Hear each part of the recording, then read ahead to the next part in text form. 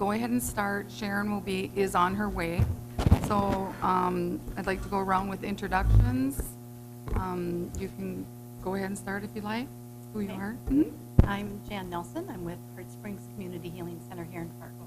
Okay. Rebecca Knudsen with the Fargo School Board. Whitney Fear, Oglala Sioux Tribe. Lenore King, Sistan Wapatin Oyate. Anna Johnson, Turtle Mountain. Guy Fox, MHA. Catlin Christie, Fargo Planning. Tia Brassa, Fargo Planning, Turtle Mountain. Miranda Wolf, Fargo Planning. Okay, we're going to start with a prayer. Would you like to do that, Guy? Absolutely. We can stand, please. Okay. Father, help us to live and carry ourselves in a good way. Help us to help our community and love each other. Amen. Matakyase. Okay, and we can look through number 3, the approved agenda. Would you like to look through it and we have a motion to approve it? I'd like to make a motion to approve the agenda. I'll second. Okay, I'll say all.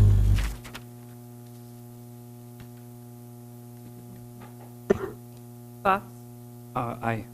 Knudsen, Yes. Johnson, Yes.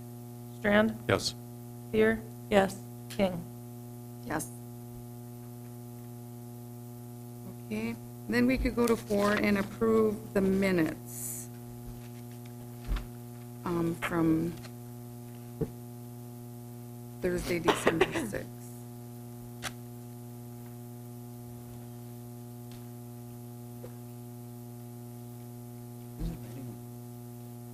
Okay, I'll move to approve those. thank you. I'll second.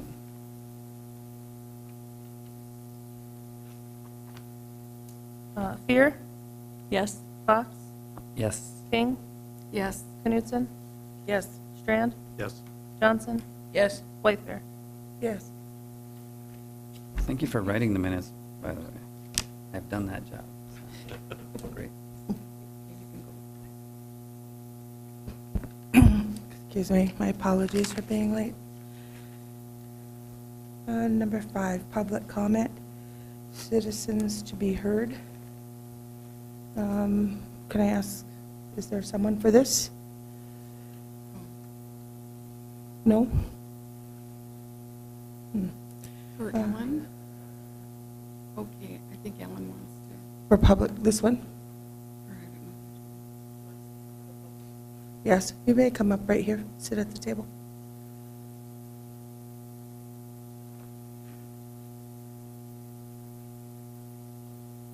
Just introduce yourself and, hi Ellen. And Rose Lima. Rose Lima is a presentation sister. Welcome, sister. Alrighty, Happy New Year, everybody. Happy New Year. Beautiful third day of January, above freezing. Let's see here. I'm Kelly Nowak, and I invited Ellen Molly and Sister Rose Lima to join me today. I have 2 events that I wanted to invite and inform you of, the Native American Commission. I'll let Ellen talk about the rejuvenation event. And I have posters here for the Tri-College Powwow, or it's actually the Save the Date posters. So I'll hand these around. I think, I don't know if I have enough, but, Again, could I ask you to introduce yourself first? oh, I'm sorry. My name is Kelly Nowak. I am a citizen. Oh, maybe you did. Citizen of North Dakota, Fargo proper. I work at Concordia College, and I'm on the Tri-College Committee. And because of the date and the timing, I was unable to bring along any of my friends from the Tri-College Committee. So, but I wanted to make sure that I got here. I did upload information to your email on both events. One is in January, the other is in March. So if you need other information, just let me know on the Tri-College Powwow. We're pretty excited. Things are coming together very nicely. I love the picture. The colors are awesome this time of year. So Should I hand them this way or this way? We can start this way and I'll make sure everybody gets one. Does anybody have any questions or wish to have more information regarding the Tri-College Powwow? If you're interested in participating in the planning, we're happy to add your name to the email string. We have people from MSUM and NDSU right now. Let's just see what the date is, March. If we do, we'll, maybe we can participate with some of those meetings. Is there a regular meeting date that you're having for your meetings? We have several meetings upcoming. Make sure if you would like, I can forward you that information. Yes, please, because I know every year we donate to the Tri-College Powwow from the Native American Commission. I know we have meetings So- coming up almost weekly up through March now, so I'll definitely make sure that you get information on all that. Okay, thank you. Yep, you bet. Hi, and I'm Ellen Molly, and I know quite a few of you here, and I'm so happy to be here and to start off the new year by seeing you. I'm here as a Presentation Sisters Associate. I have served on the Peace and Sisters on the board, and also Kelly's an associate. And we have a Peace and Justice Council, and we have been meeting for many years. But 10 years ago, we started having an event in January just to bring people together who are doing peace and justice work, and just to express our appreciation of all that's being done in our community, and just to gather people and talk about some issues and just to celebrate. And this year, we're going to do this on January 13th at the Dakota Medical Center. And you will all get a flyer, because I ran into Tia when I came in, and she said, oh, I can send this out to all the members. So yeah, there is a brochure. But this year, we're going to be showing a film. It's called The Eagle and the Condor. And maybe some of you have already seen it. It's just a very powerful, beautiful beautiful work, and it has to do a lot with justice and with Standing Rock and what it will be like when the condor and the eagle can fly together.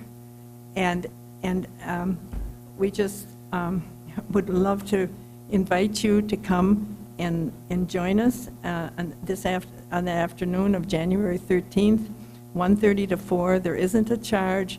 And we're going to have childcare available as well.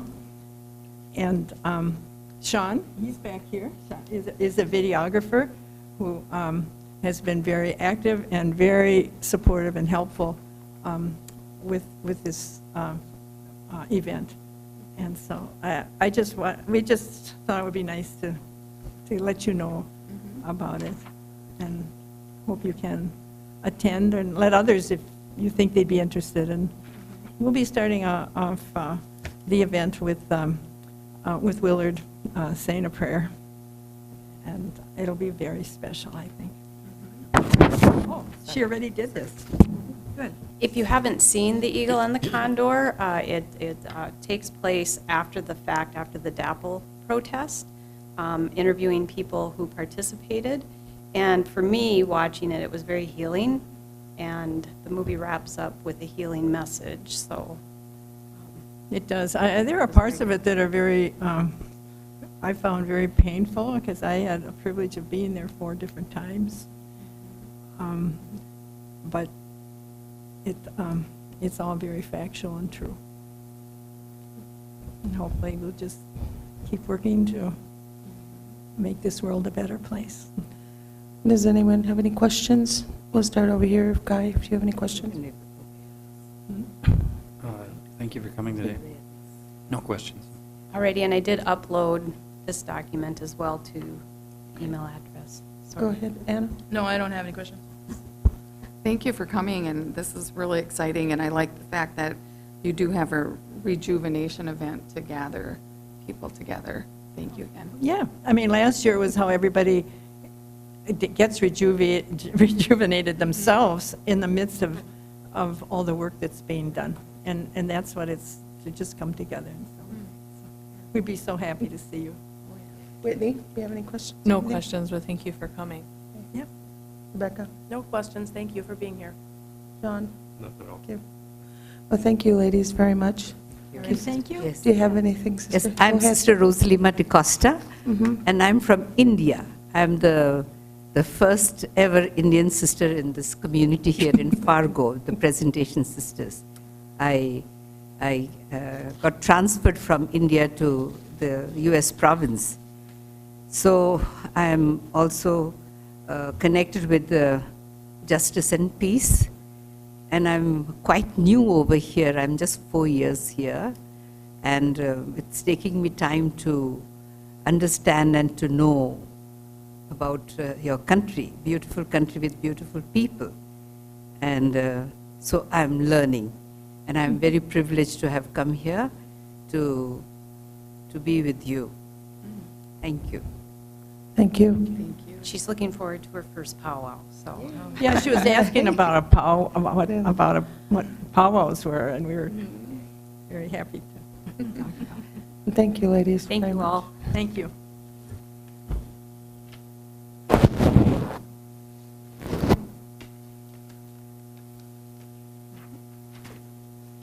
Okay, the next agenda item is the presentation of Sunny Brannick, Northern Narratives Writing Project.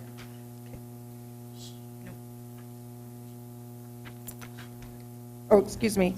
Can I go back one? You can just stay here, though. Yes, please. Just stay here, Sunny.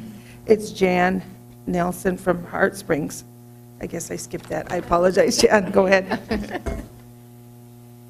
Well, thank you for being here, for one, and Sharon had invited me to come and present what we'd like to do with Native American young women, men maybe, and the missing and murdered Indigenous support group. So just a little bit about Heart Springs. I do have a PowerPoint, so I guess I'll use it if you want to look. So just a little bit about me. So I'm a licensed and registered OT. I have a master's in human development. I've taken heart math, extensive training, advanced training in mind body medicine, which we're going to be talking about later, and then handwriting specialist, laughter yoga. You know, I'm just old, so I've just taken lots of different training. And Heart Springs was created back in 2008, so we're not connected to a national organization, and we're located right across the street from the VA hospital. We have 8 licensed and registered professionals, occupational therapists, physical therapists, nurses, yoga practitioners, vocal coach, artists. And our mission is to provide health, hope, healing, and vibrancy for those living with life-altering or chronic conditions. And we use complementary medicine to accomplish that goal. And we believe it's important to work with the body and the soul. And people ask, what's your soul? And I often say, well, it's your mental, your psychological, your emotional state, as well as your ego, and your spirit. And I think it's very important that all of them are addressed. And we serve anybody who's a human being. So there you go. Anybody can come. But we do specialize in working with chronic illnesses, so people living with Parkinson's and MS and dementia. Unfortunately, these are regional diseases up in this area. But also work with people who have had traumatic brain injuries, PTSD, anxiety, depression, and chronic pain. But we see a person when they come in the door. We don't see a diagnosis or a label. And our main focus is to empower people. I find that once people are labeled or have a diagnosis, they give their power away. And they give it away to a professional or to somebody in authority. And I think it's really important that people become self-empowered. And so that's what mind-body medicine does. And so when people come in, we develop a customized plan, and we know that people can live a vibrant life. So there's many different kinds of medicine, and I know you've heard of some of these certainly, but we think the most important kind is self-care. And so in the last few years, as I've been working with Parkinson's clients in particular, we've been talking about, well, food is medicine. Movement is medicine. You have to move. If people with Parkinson's don't move, they don't get their medicine. Food is medicine.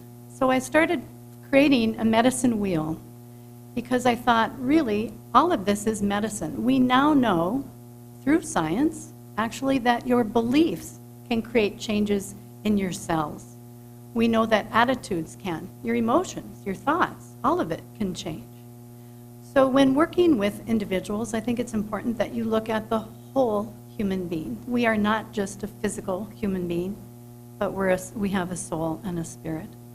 And the Creator made us that way. And I think it's very important that we acknowledge it. So we use many different tools, and I'm not going to go through any of those, except that I highlighted mind-body groups, and that's what I wanted to focus on. And this is Dr. James Gordon. I'm going to briefly just read through his, his bio. He's the founder and director of Mind-Body Medicine. He's a clinical professor in psychiatry at Georgetown. He served as a White House chair on complementary and alternative medicine. He's served on the Cancer Advisory Commission with the National Institute of Health. He's devoted over 40 years to mind-body medicine. He's a Harvard graduate, a research psychiatrist. But the biggest thing that he's been doing in his later years is running mind-body groups. And so he teaches teachers, because there aren't psychologists and counselors in different parts of the world. And so he has taught people in this country, as well as all around the world, how to live well in using, learning how to use your emotions to quiet your body, using your thoughts to quiet your body so you can live a well life. So a mind-body medicine program that he teaches is a 12-week protocol.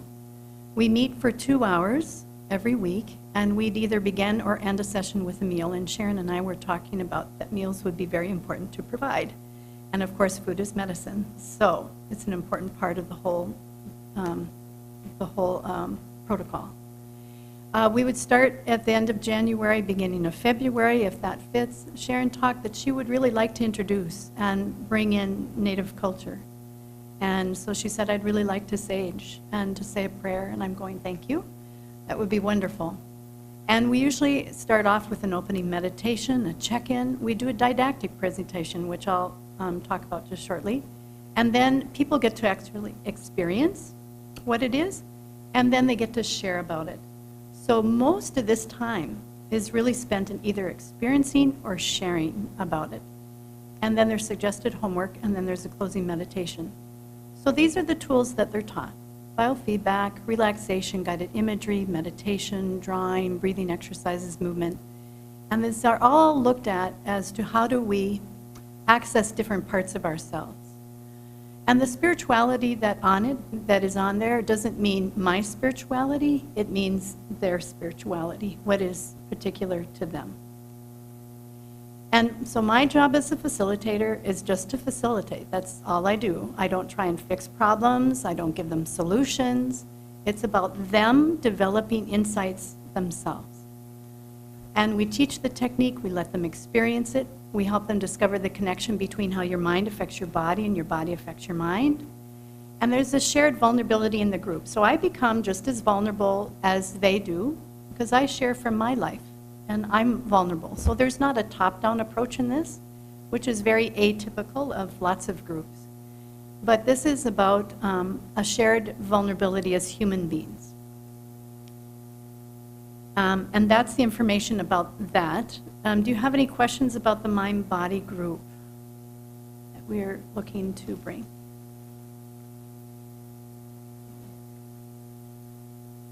As far as logistics go, I don't know if the bus doesn't run on Sunday. That's just a suggestion to not have it on Sunday. Okay. People without transportation wouldn't be able to go anywhere. And the bus quits running at, I think, 9 o'clock at night. So if it were to end after or even at 9, they wouldn't be able to get home. Okay. My wheelhouse is working with a lot of the people that you're talking about as a nurse, and the vast majority of them rely heavily on public transportation to get places. But otherwise, this Thank you. sounds That's excellent. John? Rebecca? Thank you. Wonderful. No questions, but this is very interesting and sounds like something really great. Anna? Yeah, I don't have any questions either, but it does sound really great. So what is the ask? It is 4 men and women that we would find from Native community? No, that's a different one on that sheet that I gave you. So Okay. I've actually, there's 3 different things that I'm presenting. So one is the mind-body group. The other is the possibility for someone, Sharon and I talked about that there might be somebody that would be interested from the Native community who would want to go to this particular program. And you have a sheet on that. It says Food is Medicine for Women's Health. And I have signed up for the program, so I am going for sure. But if there's someone else, you might decide that that's something you'd like to do. And yeah, so you have all the information there, so I don't need to talk about it. The other thing is something called the Safe and Sound Protocol, and that's that 4-page thing that I gave you. That is something that's fairly new to me. I have been using it since about last April. But I've been finding online that a lot of people have been finding some relief. It's a 1 hour a day, 5-day protocol. That's all it is. But people are finding that it's helping with anxiety and trauma. And it's just a listening program. That's all it is. And so you can see the headsets that they're wearing. And they have to be quiet the entire time that they're wearing it. They can't be doing anything noisy. It's all about the listening. And it impacts something called their vagus nerve, which tells the body that it's time to relax. And that they find after 5 days that can actually change your physiology enough so that it can give this state of relaxation. And I'm thinking of those in complex trauma in particular that this might be very helpful for. And I'd be willing to do like a week. So it's 5 days, be a Monday through Friday. They would have to be willing to commit for 1 hour to come in and listen. And I'd be willing to do this for free for 4 to 5 women, or men. It could be men, it doesn't matter. So those are 3 different aspects that I wanted to bring forward. So since I have holiday brain fog, you have 3, the mind-body group, the Food as Medicine, and Women's Health, and that's in California, May 19th through the something. And then you have the Safe and Sound Protocol that you're willing to offer for free Monday through Friday for 5 days. Correct. And we're trying to think of a relationship between the Native community and what you're offering? Yes. Okay. How do I get part of the mind-body group? I'd like to scout it out, and then I can report back. If you can sign me up, please. Oh, okay. Lovely. Okay. Anyone No else? questions, though. Okay, the reason Jan called me and we've been talking and I asked her to meet with me to explain what this was about, and some of the people that came into my mind were, a lot of times we talk about, with the MMIW and how we're recognizing that, but a lot of times we're not recognizing the people that are still here, that are not missing and they weren't murdered, but they've had the trauma of some of these life experiences. And a lot of them I see are young women, maybe who haven't had a lot to do with their culture, and they want to learn, and they also need some healing or someone to listen, to have some kind of understanding. And to me, this sounded like a part of a group that might be able to do something in that range. And that's why I thought it was important to add the Native American culture if we were able to do something like this. And of course, there's a cost to that for 12 weeks. And so that's kind of one of the things I thought, just another way to let us know what kind of resources are out there so that we could reach out and try to help some of the people in the community. And that's really why I was interested in having this. If you would like you said, to pursue it, or if you want some more questions about what the cost is and how many people can participate, again, we'd have to decide how to do that. So it's a community open. And I would say for a group, you don't want really more than 10 at a time, because when you're sharing individually, that takes a lot of time. So any more than that becomes too unwieldy, kind of, in terms of being able to share. I can think of quite a few agencies that would be really interested in the Safe and Sound group. Youth Works comes to mind, and Fraser. YouthWorks is actually the case management, the facility that provides case management for human trafficking victims in this area. The vast majority of which in the last couple of years have been Native women. So I think that they would be super interested in that safe and sound group, because I do think that would be something that with an agency that already has rapport with those individuals leading the charge to sort of be that middle person to connect them to you, they would probably attend. One of the things I also see is there's, I know they have the Youth Works, they have many of this, but we have many young women who they are maybe just making it now, and they are really struggling, and they don't go to any of these programs. They don't reach out to any of those programs. They're just still struggling on their own, but having the resilience to try to overcome whatever the trauma that has been. And those are the kind of people that I really wish we could reach. People with like the Youth Works and these, there's already programs trying to help them and get them through, and not that they couldn't add that to it, but again, there's some other people we're missing, and that's kind of how I look at it. So that's what I was thinking of. I think some of those individuals might be tied to probation and parole if they're just getting out of. That might be a good contact to make too, so those probation officers are aware that there's something to offer. They actually have 2 probation officers in this area that are just committed to helping people who have high recidivism or who have been diagnosed with PTSD or some other like depression or anxiety, and they're solely with them to try to prevent them going back to prison. I think they would be really interested in hearing about that too, because they limitations with probation, or maybe they're working so much that they, like Sharon said, wouldn't really necessarily have any contact with these agencies, and they kind of try to be doing on their own, and I think it's great.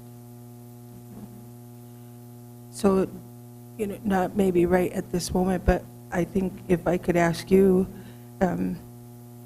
Whitney, to maybe connect with Jan and just give her some of these contact information that she could connect with maybe, since I know you have a lot of that.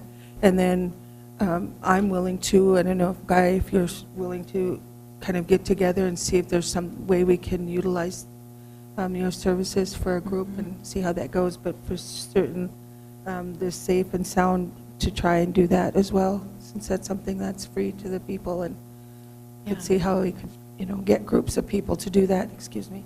Well, and I would just do it with 4 to 5 people. I can't afford to do it free. Okay, I understand. Yeah, but just to try it and see. Just to try and see if it helps. That's.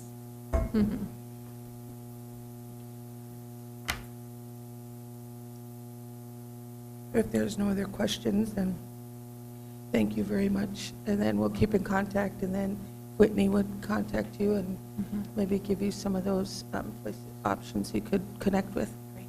Okay. Appreciate that. You're welcome. Okay. Thank you. Nice to be with you. Thank you. Okay, so now try not to rush. Trying not to rush again. Now I will have Sunny Branick from the Northern Natives Writing Project. Go ahead. Hi, I'm Sunny Branick. I work over at the Fargo Public Library, just across the parking lot. And this is the 3rd year we will be doing our annual writing project called Northern Narratives. It's for teens and adults 13 years of age and older. And the aim of this project is to inspire people who maybe haven't really tried writing before but are interested in it. And we have a kind of a no barrier. A lot of these things people charge you to enter. Ours is completely free.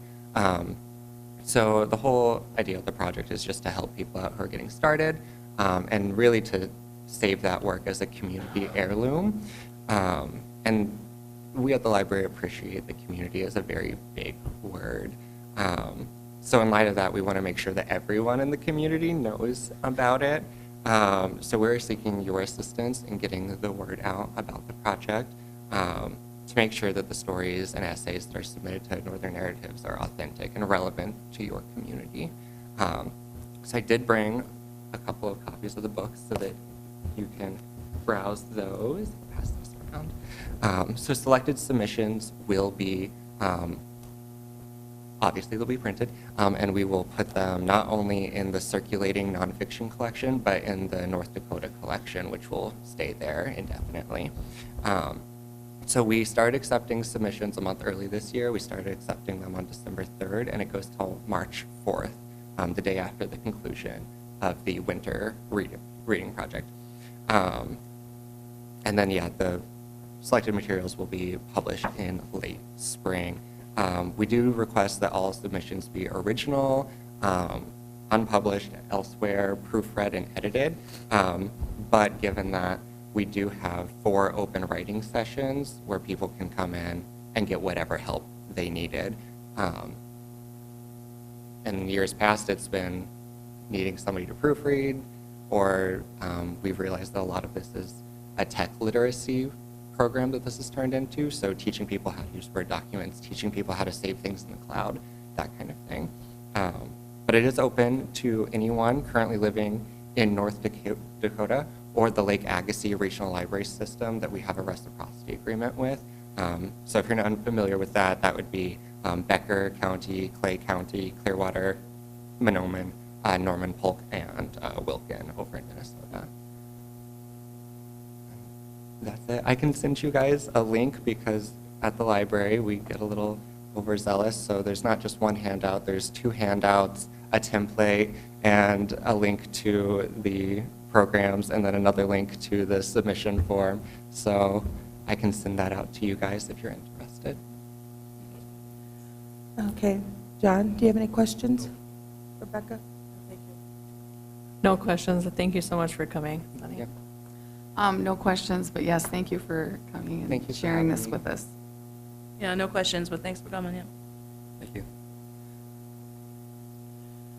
Okay, so the information for the person who wants to, say, submit, where can we get that? You said just at the library, or can we have something to put on our website?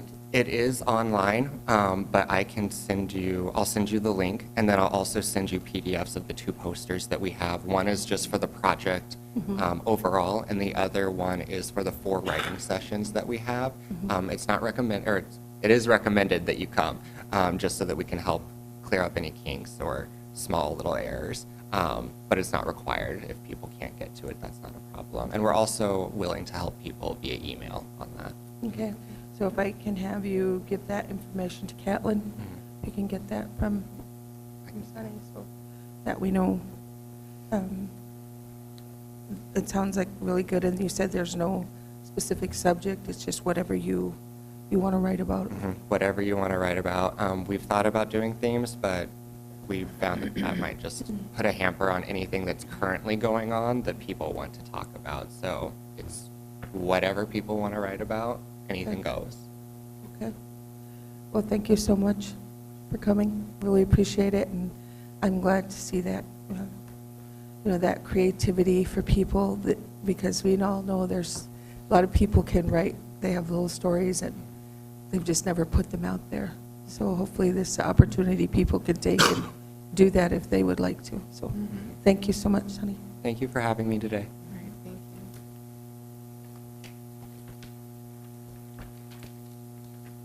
thank you. Okay, the next one on the agenda is the Human Rights Film Festival. Sean Kaufman doing a wrap-up from the film festival. Thank you, commissioners, for having me. I'll keep this short. Really, I'm just here to say thank you. So you generously helped sponsor the film festival this year and art festival, and the first part of that is all wrapped up, the film festival. It took place in November, and I've got some materials here for you. There's a program as well as you may remember that specifically we were looking for assistance to have the Silent Initiative public art program here, and I'm sorry, the Silent Witness Initiative, and we ended up having 15 local downtown businesses host the life-size silhouettes of Native women and children who had been the victims of domestic violence. And we heard some incredibly positive things from the business owners about their experience having those hosted at their businesses. So as people shopped downtown or went to the restaurants, they came across these silhouettes that had either facts or a real-world story. Lisa Bruner from the White Earth Nation was gracious enough to loan 15 of her silent witness silhouettes to the project. So we had a total of 15 that were around town. There were 2 that were actually at the Hotel Donaldson. So it was a really good experience, I think, for the community. And then we took those 15 silhouettes and lined them up on Friday night at the Fargo Theater for discussion around the MMIW crisis. We had filmmakers from Canada, from Winnipeg, who came in and premiered their film 1200 Plus, which is about 1,200 missing and murdered individuals in the Manitoba region. And they both participated in a panel discussion, and Lisa was a part of that as well. And it was just a really moving moment to have all of these individuals represented on stage. We just received our photographs back from the professional photographer over the past couple of weeks over the holiday. So we're going to get those online and kind of share publicly what happened. But I wanted to say thank you for helping to allow this to happen. And then on Friday night, you can, in the back of the program, you can see a little bit more about the program that took place. I've got 3 more events that I want to invite you to, but before I do that, if there are any questions about the film festival and the Silent Witness Initiative, I'd be happy to answer them. No, I don't have any questions, but you did a really great job on bringing this to the community. Well, thank you. Thank you for your support, too. Anna, do you have any questions? No, no questions, thanks. This is wonderful, thank you. Thanks, Ron. Thank you. No questions, thank you. Awesome. Well, let me just get, oh, I'm sorry. I'm trying to move fast so I could let you guys get on to the next agenda item. So we've got 3 events that are coming up that I'd like to invite you to. So the second part of the festival is the art festival. Last year it was held concurrently with the film festival. This year it's taken on a life of its own. And it actually opens next Tuesday at the Plains Art Museum. It's going to be up at the 3rd floor. We have 35 artists from around the world participating this year, which is pretty exciting. We doubled the number of entries from last year. So it's pretty exciting to see the expanse of the work. That opens on Tuesday, as I said, and there is an artist reception that you will all be invited to. You'll receive an email in the next week or so. But it's Wednesday, the 23rd of January from 6 to 8. And it's free and open to the public. If you guys would like to join us, you'd be welcome to. And we're going to have some artists who will be sharing some of the motivation behind their works. And of course, if any of you are around, you're welcome to say a few words on behalf of the commission. So I'll send some more information about that electronically, so you can join us if you have time. The second thing I wanted to invite you to is on the 24th, which is the day after the artist reception, we have a collaboration with North Dakota State University called The 7. And it's an interactive human rights experience. Probably the easiest way to describe it is to think TEDx, but for human rights and free. So we have, I think we're going to end up with 7 speakers, each with about 10 minutes to share their subject about human rights and social justice. We're going to be releasing the official agenda here in the next week. But it will also include some of the shorter films from the Human Rights Film Festival. So if you weren't able to join us, you'll have the opportunity to see some of the films between these speakers on that Thursday evening. So it'll be a pretty busy week. The Human Relations Commission has the MLK event on Monday. There's an art reception on Wednesday, and then the 7 on Thursday. So we're really celebrating the legacy of Mr. King, Dr. King, that week. And then finally, as part of the North Dakota Human Rights Art and Film Festival, we reach out to the community to figure out what is the most pertinent human rights issue that the community is dealing with. So we're going to be setting up a kind of a public listening session where folks will be invited to come in and tell the human family what they feel are the most pertinent human rights issues, and then we'll kind of start developing our next program for next November around those conversations. And if any of you would like to be a part of that and just listen, you're welcome to join us at those as well. So we'll make sure that you get that information, and we'll make sure there's a seat for you. Thank you very much. Anyone else have any other questions? Well, thank you, Sean, for coming back and sharing this. I appreciate it, and thank you so much for your support. The next item on the agenda is the 2019 strategic planning. If we were going to be having a meeting in order to come up with some things for our committee to, or our commission to start working on, or some of our priorities and some things like that. So go ahead, Caitlin. So I will be sending out a doodle poll for you folks, and we're aiming for the beginning of February. So if you could please respond to that, I appreciate it. Does anyone have any questions about that? Go ahead, Tia. I was just going to add to what Caitlin said. We're going to try to get an RFQ out for the facilitator for that strategic process. And there is, I think you guys have looked at it a few times, is what Caitlin has said, and there's a preference for a Native American facilitator in there. So our goal is Friday, tomorrow, to get that out. I just wanted to give you that heads up. Because I think we'd asked if anybody had any other people they wanted to submit and offer that to. And So if any of you think of anyone that we should be sending that out to, please let us know their contact information. Maylin Warren did it She's on some the years list. back. Okay, good. okay, then the next thing is the New Year's Eve powwow. And so we're going to have to figure out what we can do with this. I did, I don't know if everybody had looked at, I know Lenore was going to send something out for the 22nd, possibly, if we could do this on, because of the weather, we had to cancel and postpone it because we didn't want people out in minus 35 and all of that. So what we're trying to do is work with the caterer so that the 22nd would be their next best time. And then also the date that the Civic Center is open.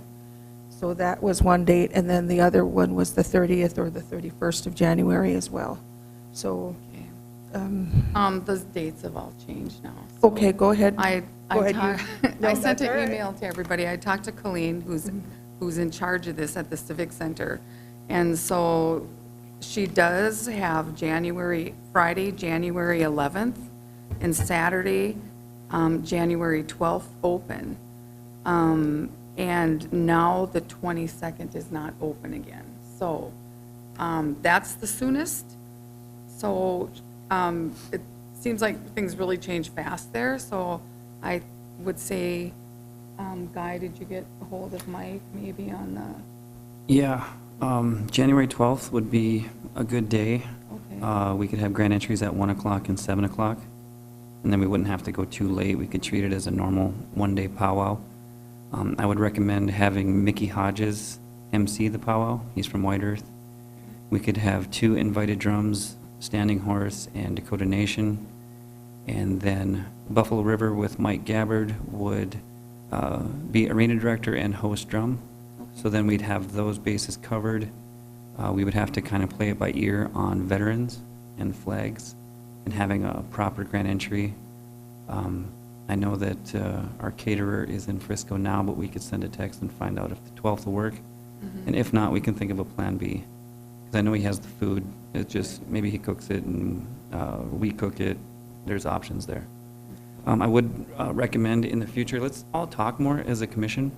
Because I know that on the poster that went out and planning up to the New Year's, that some of us were in the dark. I know that Scott Sattermo had turned away some drum groups and we weren't sure what was going on, so if we can just all visit a little more and communicate a little more. Okay. So the 12th, That sounds good. should we vote on it? Yes, we can vote on it. So we'd like to change the date, or to the for the New Year's Eve powwow to January 12th.